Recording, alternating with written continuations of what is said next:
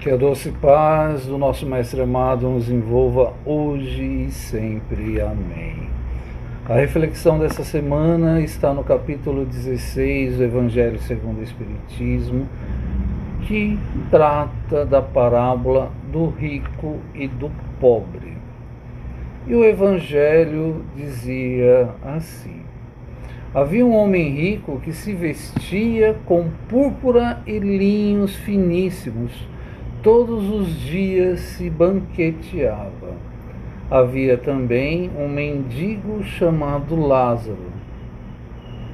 Coberto de chagas, desejava alimentar-se das migalhas que caíam das mesas do rico. Até os cães vinham lamber as suas chagas. Veio a morrer um mendigo e foi levado aos anjos no seio de Abraão. O rico também morreu e foi sepultado. No inferno, em meio aos tormentos, levantou os olhos e viu de longe Abraão e Lázaro em seu seio e clamando disse: Pai Abraão, tem misericórdia de mim e manda Lázaro que molhe em água a ponta do dedo e me refresca a língua, porque estou atormentado nesta chama. Porém, Abraão disse: Filho, lembra-te que recebestes os teus bens em tua vida, e Lázaro igualmente os males. Agora, porém, este é consolado e tu estás atormentado. Além disto, está posto a um grande abismo entre nós e vós, a sorte que os quiserem passar daqui para vós não poderão, nem os de lá passar para nós. Naquela época da parábola, se tratava da antiga Roma. E lá existia uma grande discrepância entre ricos, pobres e escravos. Então muitos ali passavam fomes, necessidades e sofriam diversos problemas devido à sua questão social. A parábola, ela não é apenas uma questão de querer dizer que não se pode ser rico, porque senão não estará no reino dos céus, ou que deva ser pobre, miserável, cheio de chagas, numa vida que seria chamada nem de subhumana. O rico, ele foi condenado não por ser rico realmente, mas por usar a sua riqueza para aliviar os seus desejos, as suas mazelas, sua vida, e não se preocupando com mais ninguém. E nunca se preocupou em aliviar com isso o sofrimento que as pessoas ali passavam. Lázaro, na realidade, ele representa todos aqueles que sofrem, invisíveis aos olhos da sociedade, que muitas vezes não sabem nem o que está acontecendo com eles. Se nós pensarmos lá na Roma antiga, a miséria era incrível. E todos esses povos que tratavam as pessoas assim, com todas essas diferenças, caem. Elas não sobrevivem. Porque um dia acaba havendo um relevante.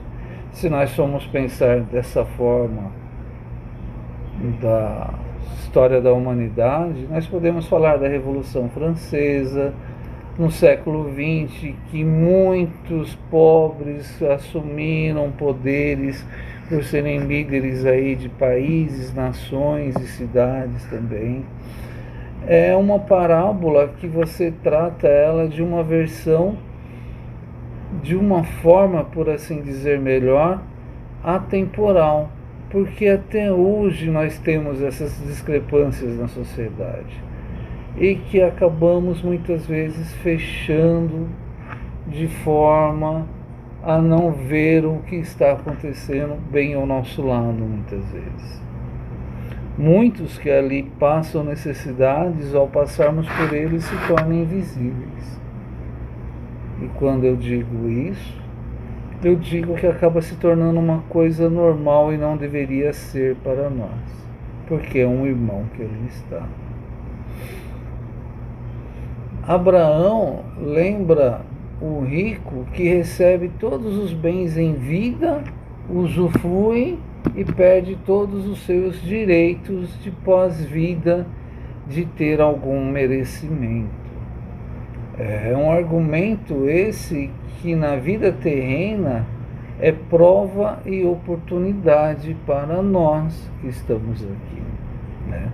Desperdiçar essas oportunidades que temos em vida, seja qual for a quantidade o que temos de bens, e não sabemos usufruir o que Deus nos deu, porque se o temos é porque Deus nos deu. O grande abismo lá na parábola, quando eu reflito sobre ele, está no Evangelho, simboliza nada mais, nada menos do que a diferença da moral cristã, a diferença de como você vê o seu semelhante e entenda o Evangelho cristão. Agora, quantos abismos estamos cavando entre nós, em nossas vidas? Isso faz uma reflexão muito profunda em nossas vidas, né? Quais são as oportunidades que estamos deixando, se é que conseguimos hoje refletir de uma forma tão profunda isso? Porque a sociedade hoje, se nós formos pensar, a quantidade de alimentos que se joga fora que poderia estar sendo utilizada, as formas de reaproveitamento que poderia estar sendo feita, a saúde mesmo, o acesso às pessoas a tratamentos, hospitais, medicamentos, as tecnologias hoje empregadas que podem ajudar a salvar e melhorar vidas, né? Me faz lembrar também a bomba nuclear, que é uma energia tão forte, tão ativa, que foi desenvolvida para que toda a humanidade tivesse energia infinita, sem ter de destruir árvores para fazer carvão, sem ter de fazer represas e ter um monte de terras inundadas para gerar energias, entre outros tantos problemas que a gente acaba tendo com custos. E o homem vai, não pensando nisso, e faz a bomba. E aumenta a bomba, e tem poder de bomba, que hoje ainda é discutido nesses conflitos atuais da nossa vida. Que a gente vê no mundo afora países que querem ter controles ou voz ativa, porque tem armas nucleares, por seus exércitos, por tudo. Mas pela bondade, pela moral, pelos ensinamentos do Cristo. Quando que nós vamos começar a refletir e pensar nesse ponto como sendo importante? E por isso eu começo a refletir um pouquinho mais com vocês sobre a caridade. A caridade, ela está em todos os momentos do Evangelho. Em nenhum momento ela deixa de ser exemplificada ou falada, porque a caridade nada mais é do que uma ação transformadora. Não basta dar migalhas, né? Nós precisamos trabalhar na caridade a oportunidades, e essas oportunidades nós poderíamos até citar como a educação, a querer estudar de forma correta e não apenas a passar de ano, né? Com os projetos sociais que unem a comunidade, empresas que também podem trabalhar e trabalham para o social, né? A toda pessoa ter a honra de saber que o trabalho evolui e engrandece e que não precisa apenas receber esmola e achar que isso é bom.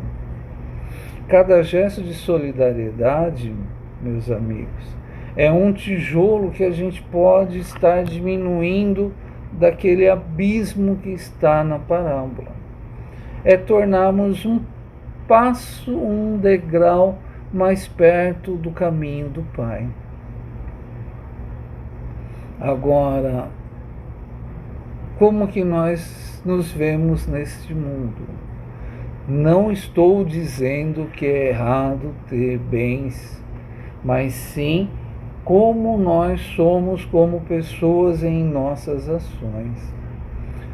Não podemos adiar a prática da caridade em momento algum de nossa vida, porque se pararmos de executar, de pensar, de pedir por ela, nós deixamos o Cristo mais longe de nós.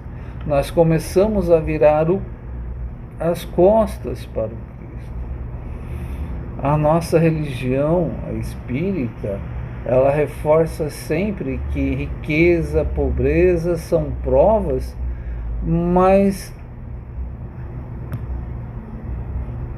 que estamos lá para reagirmos a ela, a mudarmos nossas condutas, a aproveitar essa oportunidade incrível que é essa encarnação que nós estamos. Sofrimento do pobre é oportunidade de crescimento para rico, como eu já ouvi falar uma vez. Fica estranho essa sociedade, essa divisão e a forma que se vê e se pensa das pessoas, de como são as pessoas, do que elas devem ser tratadas. A palavra é algo que também nos ajuda, nos orienta, nos traz paz, nos damos paz, nós podemos trabalhar, assim como o pensamento, a prece, porque a caridade, na verdade, é o amor. A caridade, na verdade, é uma ação, porque amor é uma ação, é um verbo, ele não fica parado, ele se continua, ele irradia, ele transforma a cada um de nós e a quem está próximo de nós. Porque o Evangelho nos ensina sempre que a verdadeira justiça divina transcende a vida material. E o que nós queremos levar após esse período encarnatório? Nós podemos criar pontes, diminuir preconceitos, diminuir pensamentos, diminuir aquilo que nos afasta de buscarmos algo melhor. E eu gostaria de novamente perguntar para a nossa reflexão da semana: quantos abismos vamos ter e quais serão esses abismos? Porque esses abismos somos nós mesmos que cavamos. Que a doce paz do nosso Mestre amado nos abençoe, nos glorifique, abra os nossos pensamentos, nossos sentimentos com a sua paz e a sua luz. Que o Pai nos abençoe hoje e sempre. Amém.